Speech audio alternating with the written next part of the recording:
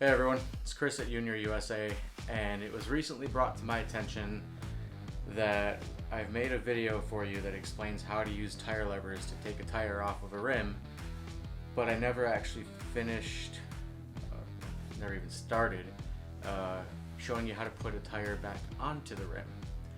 There are lots of reasons I didn't do that. One, and primarily, the point of the video was to show you how to use a tire lever, and the commonly accepted practice is that you don't use a lever to put tires back on. Anyone that's worked in a bike shop or for a pro team or anything knows that there are times where you have to, but we generally try to discourage it. It's really easy to pinch the tube and put a hole, if you're running tubes, and put a hole in it, thereby making the entire process a big waste of your time. So I'm going to show you how to install a tire onto a rim with a tube, and I'm going to not use a tire lever on it because you shouldn't do that. That's our official stance on it. So let's get to it.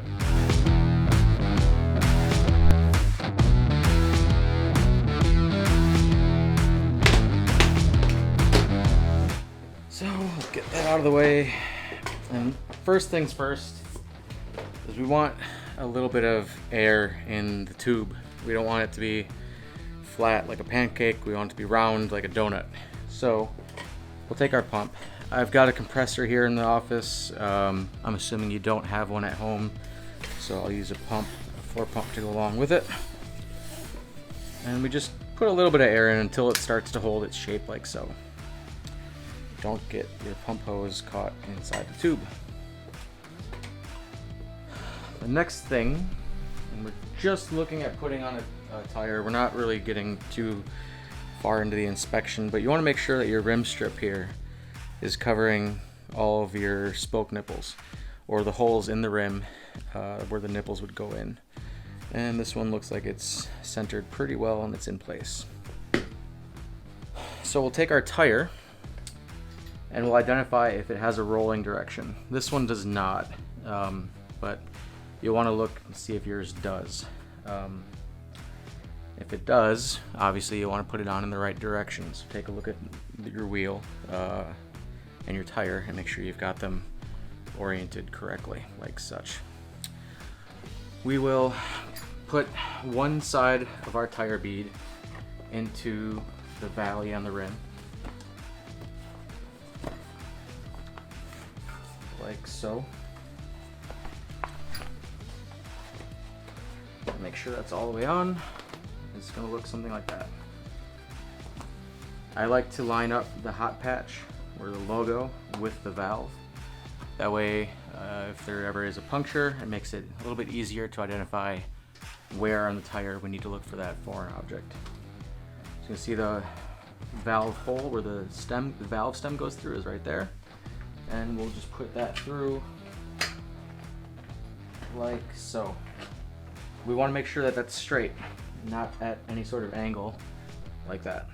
I want that to be straight, and we're going to keep an eye on that throughout the whole process. And then we just tuck tuck the tube into the tire cavity, and we kind of massage it until it's in that rim hollow. And now, starting opposite the valve, we start pulling the second side of the tire into that rim cavity. And if we just work one side, what we'll find is that the other side will start to work its way free. Sometimes. So I like to work both sides. And this tire is super loose fitting. I was able to get both sides on pretty easily. Other tires and rim combinations may not go on as nicely. So what you'll want to do is go back to where you started and just kind of pinch the tire on both sides and move the bead of the tire into the lowest spot of that rim cavity. Now that we've got it on and the valve is still straight, we'll connect our pump again. And we won't inflate it all the way right away. We'll just put in a few pumps. How many depends on the size of your tire. Just until it starts to firm up a little bit. Take it off, and we'll just go around and make sure that the tube isn't sticking out anywhere between the valve, or between the tire and the rim, and it's not. So I'm pretty comfortable in pumping this up the rest of the way. The pressure that you pump the tire to is going to depend on more things than we really need to go into here. But your tire will have a range printed on it. Don't exceed the maximum that the tire is rated for.